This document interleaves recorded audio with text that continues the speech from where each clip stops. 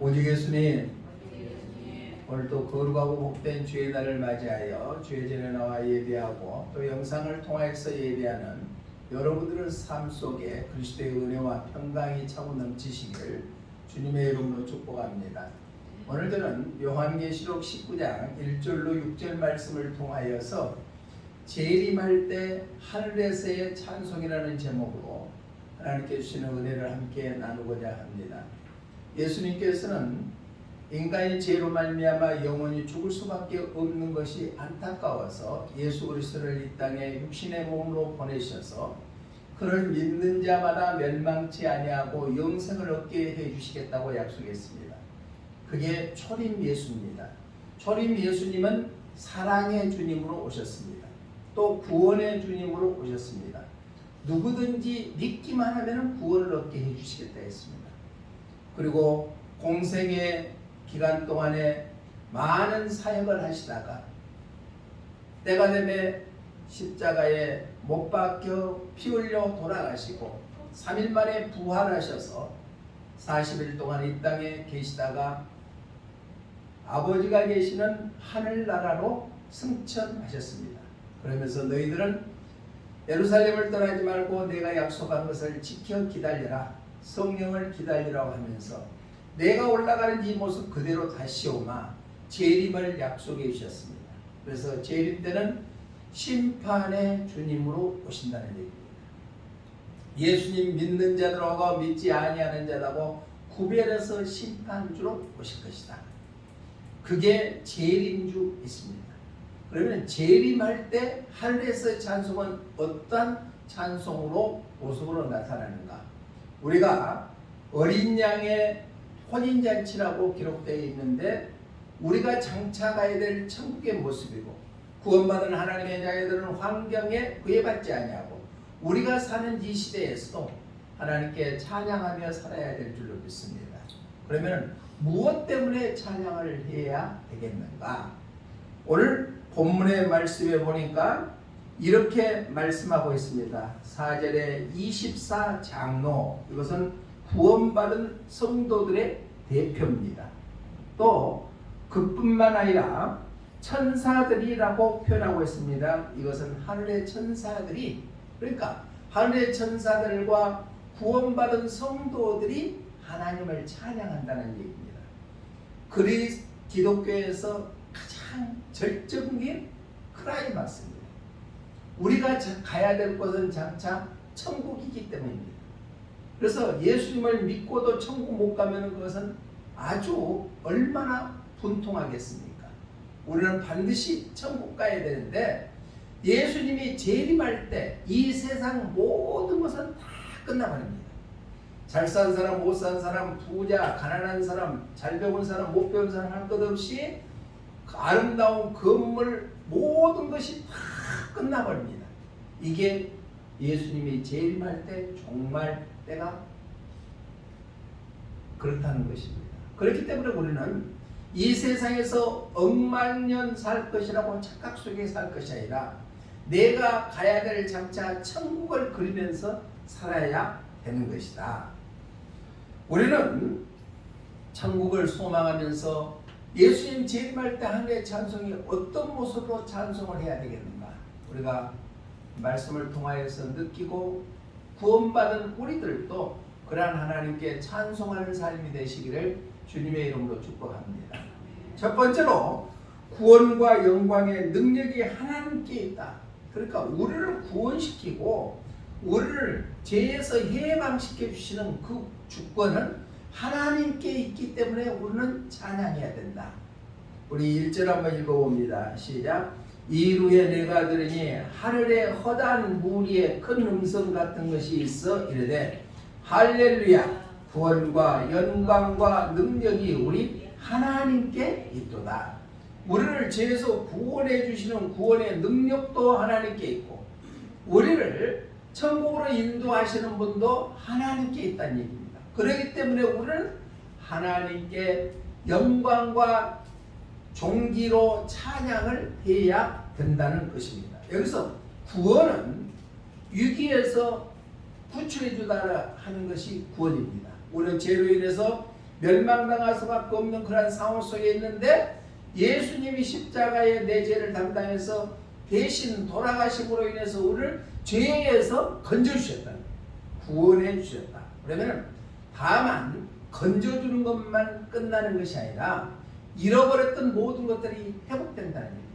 창세기에서 보면은 하나님께서 천지만물을 창조하시고 마지막 6일째 하나님의 형상대로 우리 인간을 흙으로 빚어서 사람이 생명되게끔 만들어서 하나님과 인간관계가 좋은 관계가 이루어졌습니다. 그런데 창세기 3장에서 인간이 범죄함으로 인해서 하나님과 똑같이 되기 위해서 범죄함으로 하나님과 관계가 끊어져 버렸다는 얘기입니다. 그런데 우리를 구원시켜준 것은 하나님과 우리 관계가 완전히 단절된 것을 다시 회복시켜준다. 하나님께서 예배신 놀라운 축복과 은혜를 다시 회복시켜주는 것이 구원이다. 그 구원에 감사하는 것인데 그 구원의 주권은 하나님께 있기 때문에 우리는 하나님을 찬양해야 된다.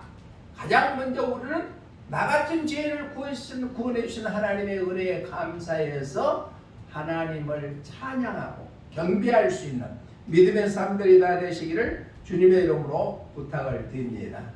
신약에서 사도 바울은 처음에는 예수 믿는 사람들을 핍박하다가 부활하신 예수님을 사도행전 9장에서 다메섹 도상에서 만난 다음으로 일평생 주님을 위해서 살아갔습니다.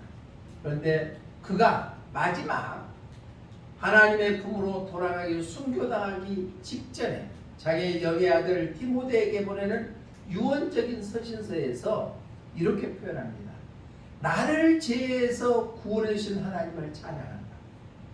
우리는 마지막을 눈앞에 뒀다면 무엇을 찬양하겠습니까? 그동안 내가 얻지 못하고 갖지 못하는 것, 누리지 못하는 것에 대해서 안타까움에 사로잡혀 있겠습니까? 아니면 나 같은 죄인을 구원해서 이제까지 함께 하시는 그분을 찬양하겠습니까? 사도 바울은 죽음을 앞두고도 나를 죄에서 건져주시는 그분을 찬양했다는 디모데후서 4장 18절 한번 읽어봅니다. 시작. 주께서 나를 모든 악한 일에서 건져내시고 또 그의 천국에 들어가도록 구원하시니 그에게 영광이 세세무궁토록 있을지어다. 아멘. 사도 바울의 고백이 우리의 고백 되시기를 주님의 이름으로 축복합니다. 사도 바울은 바로 모든 악에서 나를 건져주시고 천국으로 들어갈게 구원해 주셨기 때문에 그분을 세세무궁토록 영광을 돌리며 찬양하는 것처럼 우리의 삶도 나 같은 죄인을 구원해 주신 하나님의 은혜에 감사하며 찬양할 수 있는 믿음의 삶들이 되시기를 주님의 이름으로 부탁을 드립니다. 그러면서 마지막 자기하고 가까이 있던 사람들에게 문안 인사를 하는 것이 19절에 나타납니다. 19절 한번 봅니다. 시작. 브리스가와 아굴라와 및 오네시모로의 집에 문안하라. 마지막으로 이렇게 문안하고 하나님의 품으로 가는 순교를 당하는 사도 바울의 그 고백이 우리의 고백 되시기를 주님의 이름으로 축복합니다. 찬송가 23장에 보면은 이런 가사가 있습니다. 만입이 내게 있으면 그 입 닫아이고 내 구주 주신 은총을 늘 찬송하겠네.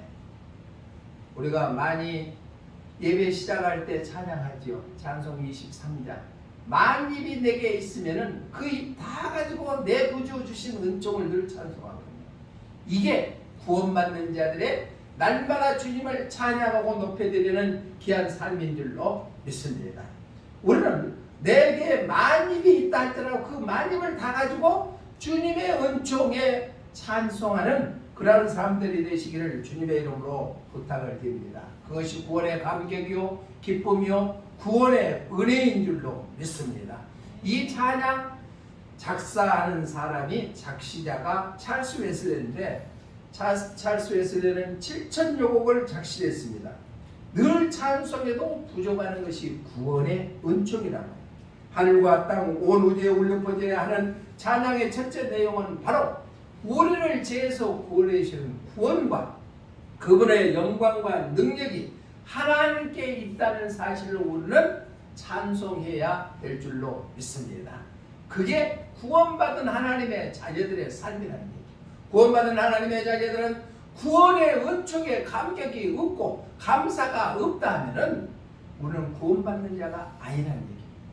나 같은 죄인을 구원해 주시는 그 은혜를 날마다 감사하며 그 구원의 주권이 하나님께 있다는 사실을 우리는 찬송해야 될 줄로 믿습니다. 마지막 때 예수님이 재림할 때 하늘에서 찬송의 그 소리가 지금 우리가 구원받은 하나님의 자녀들이 우리의 입술에서 찬양하는 그러한 삶들이 다 되시기를 주님의 이름으로 부탁을 드립니다. 두 번째로 예수님이 재림할 때 하늘에서 찬송 두 번째는 뭐냐? 하나님은 의로운 재판관이시기 때문에 우리는 찬송해야 된다. 하나님은 의로운 재판관입니다. 심판을 하시는 분이시다는 얘기입니다. 심판은 우리 2절 말씀 한번 읽어봅니다. 시작. 그의 심판은 참되고 의로운지라 음행으로 땅을 더럽게 한 그 음녀를 심판하사 자기 종들의 피를 그 음녀의 손에 갚으셨도다 하고 그의 심판은 하나님의 심판은 참되고 의롭다는 얘기입니다. 사람들은 그러죠. 자기의 아는 사람이나 또 많은 돈을 받은 사람들은 심판을 할 때, 재판을 할 때 형량을 줄일 수도 있고 늘릴 수도 있는 것입니다. 그러나 하나님께서는 참되셔서 의로운 심판관이 되신다는 얘기입니다. 여기서 의로운 성경의 원어의 뜻을 보면은 올바른, 참된, 정직한, 올바르게 참되고 정직하게 결코 불의하거나 옳지 않는 것이 없게 진실하게 그것이 조금도 없게끔 심판하시는 것이 바로 하나님의 의로운 심판이시라는 것입니다. 그렇기 때문에 우리는 의로운 심판을 하시는 하나님께 찬송해야 될 줄로 믿습니다. 얼마나 억울하겠습니까? 나는 주님의 거룩한 뜻 안에서 살기로 애쓰고 수고했는데 그러지 못한 자들하고 동등하게 취급을 받는다면 얼마나 원통하겠습니까? 사회 법정으로도 실정법에 위반을 했을 때 저 사람은 나보다 큰 죄를 더 저지르는데 나보다 적은 형량을 받았을 때 얼마나 원통합니까? 그러나 하나님께서는 참되고 의로운 심판관이 되시기 때문에 그렇지 아니하고 그대로 의롭게 참되게 거짓이 없게 심판하신다는 것입니다. 의로운 재판장 되시는 하나님, 하나님의 칭호로 거룩하게 연약하고 어려운 자들에게 심판관이 되어주신다고 시편 기자는 말씀하고 있는데 시편 65편 8편 5절 한번 읽어봅니다. 시작. 그의 거룩한 저수에 계신 하나님은 고아의 아버지시며 과부의 재판장이시라. 그러니까 어렵게 힘들게 사는 자들의 다 하나님께서 다 알고 계신다는 얘기입니다.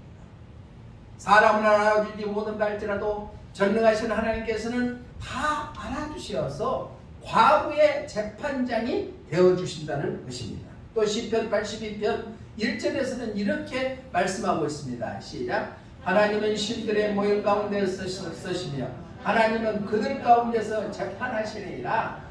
하나님께서는 모든 신들의 모임 가운데 계시며 그 가운데서 재판하시는 분이 하나님이시다. 또 그분은 우리의 재판장이 되어주신다는 얘기입니다.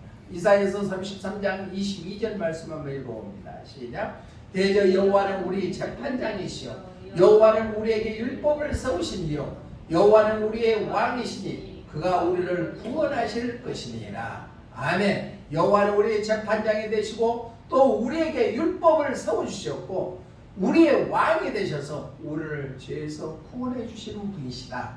그래서 하나님께서는 우리의 참되고 의로운 심판자가 되시기 때문에 우리는 그분을 찬송해야 될 줄로 믿습니다. 성도들은 구원받은 하나님의 자녀로서 의인과 악인을 완전히 분리해서 심판하신다는 얘기입니다. 그때가 멀지 않았습니다. 모든 세계에 흐르는 것 보면은 다 마지막 때가 다 도달했다 합니다. 우리는 언제 주님 앞에 설지 알지 못합니다. 우리는 깨어서 날마다 준비하는 신앙으로 가져야 됩니다. 의로운 재판장이시는 하나님이시기 때문에 우리가 행한 그대로 심판에 임하게 될 줄로 믿습니다. 그러나 하나님은 의로운 재판관이지만 우리가 사는 이 세상은 그러지 못할 때가 많이 있죠. 몇 년 전에 우리나라 헌법재판소에서 판결되는 것이 있었습니다. 그것이 뭐냐? 낙태 때 유죄 유언 판결이다. 그러니까 쉽게 말하면 자기에게 생명을 주시는 분은 하나님이시는데 그것을 자기의 마음대로 낙태해도 죄가 되지 않는다는 법률을 헌법재판소에서 내렸다는 얘기입니다. 이것은 인권단체나 또한 여론에 떠밀리는 판결이지 하나님이 주시는 생명을 스스로 재버리면 안 된다는 얘기입니다. 우리는 하나님께서 생명 주신 것을 나에게 위탁하는 자녀다라고 생각하고 그 자녀들을 하나님의 말씀 안에 양육시키는 것이 부모의 도리인데도 불구하고 말입니다. 그래서 세상의 법정은 바로 유전무죄요 무전유죄라는 말이 있을 정도로 들쑥달쑥합니다. 그러나 하나님께서는 공의로우신 의로운 참된 재판관이 되시기 때문에 옳은 것은 옳은 것대로 불의한 것은 불의한 것대로 재판하시는 분이시다. 그렇기 때문에 구원받은 우리들은 반드시 어떤 환경 속에서도 승리하게 하여 주실 줄로 믿습니다. 그 의로운 재판장이시는 하나님이시기 때문에 우리는 예수님이 재림할 때 찬양해야 될 뿐만 아니라 우리가 구원받은 하나님의 자녀로서 지금은 내가 좀 소외되고 힘들고 어렵고 그런다 할지라도 주님의 거룩한 뜻 안에 살면서 내가 손해본 것까지도 하나님께서는 알고 그대로 행해 주시게 될 줄로 믿습니다. 아까 영상을 통하여 봤죠. 잭 필러 하나님의 뜻대로 살기 위해서 적은 식당에서부터 시작해가지고 전국에 미국에 전역에 2,800개 점이나 내고 8만 명의 직원들을 거리는 대기업으로 성장하기까지는 자기는 기업을 운영할 때 하나님께 주시는 헌신적인 사명을 갖고 하겠다. 그래서 자기 매장에서 근무하는 직원들이 주일이면 예배드리기 위해서 가장 매출이 많은 주일날 모든 영업장을 문을 닫았다는 거예요. 하나님 기뻐하시지 않겠습니까? 모든 영업장을 문을 닫았대요. 눈앞에 보는 이익이 눈에 보이는데도 불구하고 왜? 의로우신 재판장을 기억하기 때문에 그랬다는 거예요. 그러면서 그것은 하나님에 대한 무언의 증언이라고 고백했습니다. 또 그뿐만 아닙니다. 하나님의 거룩한 뜻 안에서 살고자 하는 그 결단은 하나님은 살아계셔서 나중에 공의로운 재판관이 되시는 확신이 있기 때문에 그렇다. 사랑하는 성도 여러분, 하나님은 살아계시고 공의로운 심판장인 줄로 믿습니다. 그 하나님이 나의 하나님이라는 사실을 오늘 기억해야 됩니다. 그래서 주일 성수한다는 것은 당연한 것이다. 그것은 구원받은 하나님의 자녀로서 마땅하는 것이다. 공의로운 재판장 되시는 하나님이 우리 하나님이시기 때문에 그렇습니다. 우리는 그분을 찬양하고 경배할 수 있는 믿음의 삶들이 되시기를 주님의 이름으로 축복합니다. 마지막 세 번째로 재림 때 하늘의 바로 찬송은 첫 번째는 구원이 하나님께 있기 때문에 우리는 찬송해야 된다. 두 번째는 하나님은 의로운 심판을 하시기 때문에 찬양해야 된다. 세 번째는 하나님의 전능한 통치를 우리가 받기 때문에 그분을 찬양해야 됩니다. 우리 6절 한번 읽어봅니다. 본문 6절 시작. 또 내가 들으니 허다한 무리에서 운성과도 같고 맑은 물소리와도 같고 큰 우레소리와도 같은 소리로 이르되 할렐루야 주 우리 하나님 곧 전능하신 이가 통치하시도다. 아멘. 일국의 나라도 어느 대통령이 통치하냐에 따라서 그 나라의 번영이 판가름납니다. 그런데 전 우주에 통치하신 분은 하나님이신데 그분은 전능하신 하나님이시다. 전능하신 하나님이 통치하시기 때문에 그분을 우리는 찬송해야 된다. 통치하시다. 성경의 원어의 뜻을 보니까 왕으로 행동하다, 군림하다, 지배하다, 세력을 행사하다 라는 의미를 나타나고 있습니다. 왕답게 온전히 의롭게 통치하시는 분이시다. 완전한 축복을 누리는 것과 관련되기 때문에 하나님이 통치한 나라에서 우리는 영원히 살게 될 줄로 믿습니다.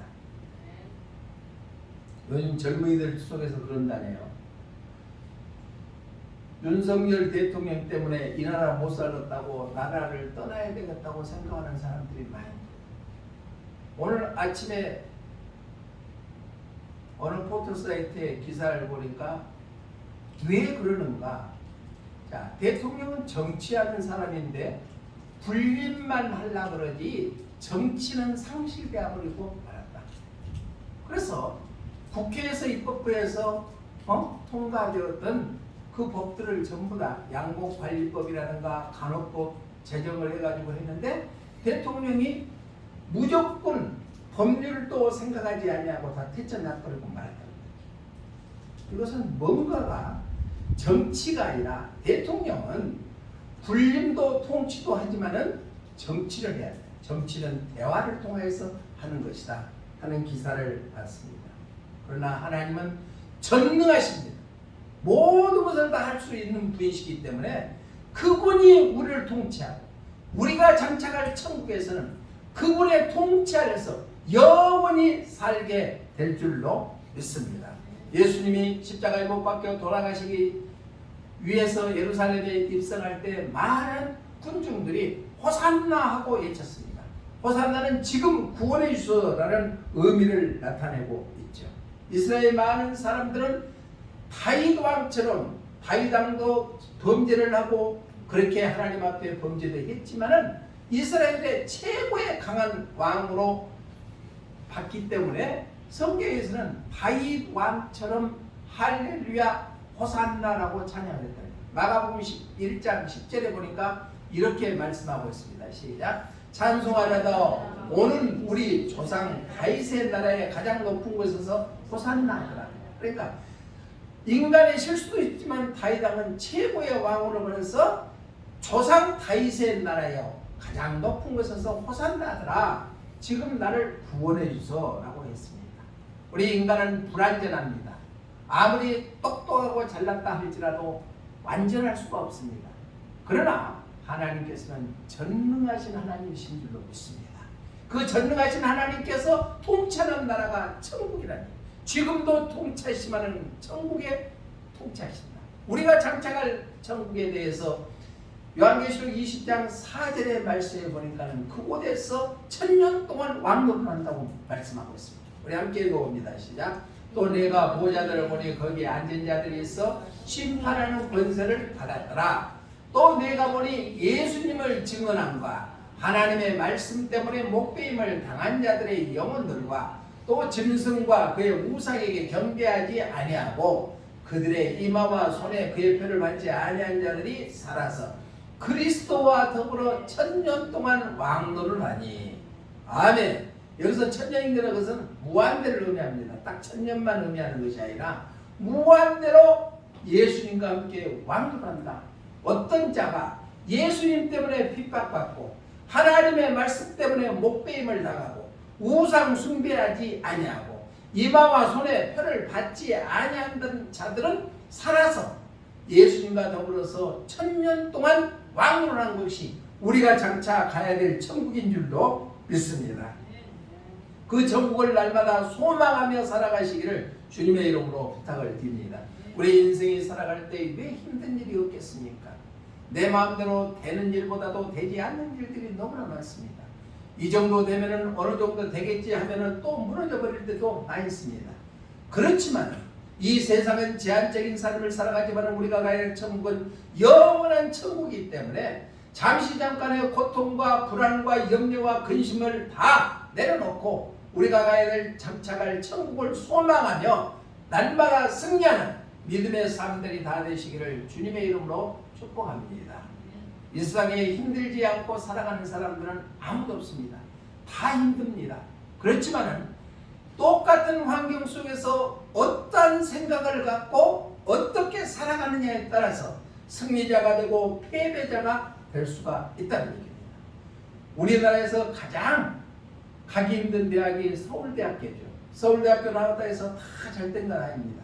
서울대학교 나와서 잘 되는 사람도 있고 안 되는 사람이 있어요. 제가 옛날에 사회생활할 때 우리 회사 직원이 서울대학교 나오는 사람이 있었습니다. 그런데 그 사람은 생각이 우리하고 좀 다릅니다. 그래서 잘 융화가 되지 아니에요. 결국은 회사도 먼저 그만두고 사회에서 적응을 못하는 것을 눈으로 봤습니다.